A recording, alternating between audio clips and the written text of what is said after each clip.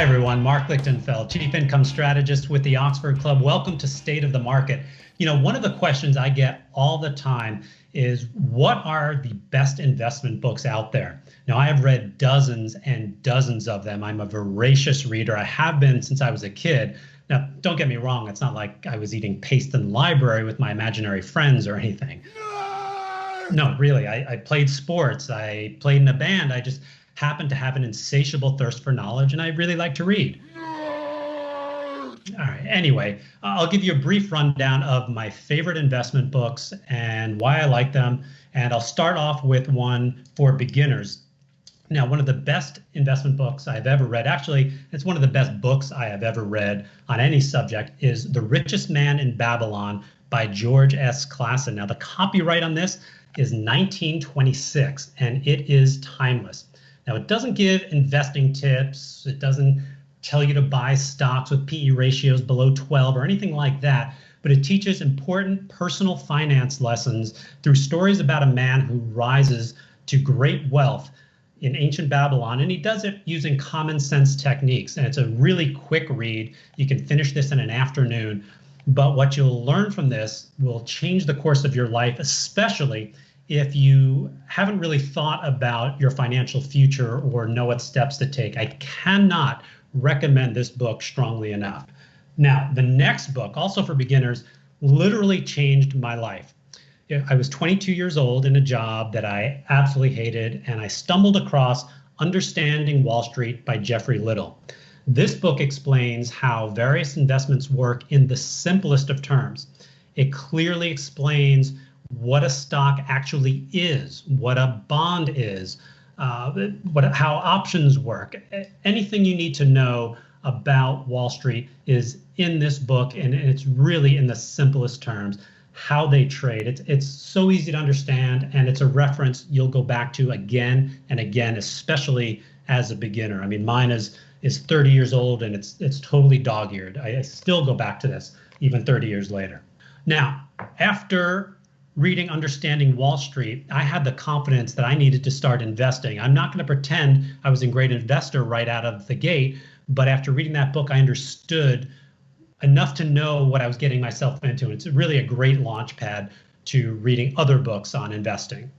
Now, The Gone Fishing Portfolio by my friend Alexander Green, this book is for investors who want to set it and forget it. In other words, they want to set up their investments, but not pay attention to them every day or week or even a month.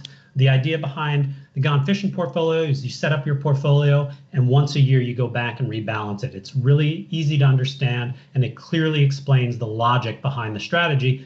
So you can set up your investments and then go fishing, basically.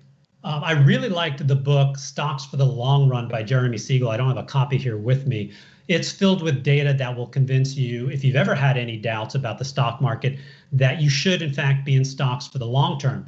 Now, though it's a thick book, it's really easily digestible. It's set up in these short chunks so you can read them at your leisure. Now, for those of you who are a little more advanced, I strongly recommend Contrarian Investment Strategies by David Dreaman. David Dreaman is considered the father of contrarian investing, which is investing by going against the crowd. Now, it can be very lucrative as the masses are often wrong. Now, early in my career, I was fortunate to be trained by one of the best contrarians on Wall Street. So I am a big believer in this type of investing. Now, this book digs deep into the psychology of investing and how to exploit it. Now, I've read this book twice now, and now that I think about it, it's been about 10 years, so I'm going to go back and read this again. And I'm going to put this next on my reading list. Now, if you're interested in bonds, The Bond Book by Annette Thau is quite good, though I have to warn you, it's really dry, like riding in the desert dry. Yeah, like that. But it is loaded with information that anyone can understand, even if you've never invested in bonds before. It goes through practically every single type of bond that you can invest in, how bonds work, why things happen in the bond world the way they do. It really is very good. Just don't read it after a glass of wine or a turkey dinner. Now, I've written 2 books. You don't have to drive an Uber in retirement, and this has all kinds of information on how to make money, how to save money, and it's pretty good, and I'm really happy with it. But my pride and joy is Get Rich with Dividends. It's sold well over 100,000 copies. It was #1 on Amazon. It won Book of the Year award by the Institute for Financial Literacy. It's been published in 3 languages besides English, and it's in its 2nd edition. I am as proud of this as of anything I've done in my career. Get Rich with Dividends is written for all kinds of investors, from novices to experienced. It goes into detail about why investing in dividend growth stocks for the long term can generate substantial returns, substantial wealth, and income over the long term. Now, I discuss a specific strategy to use in order to ensure your success. So I'm obviously very proud of this and think you'll really enjoy it too. Now, I'd love to know what some of your favorite investment books are, so please share the titles with me in the comments section.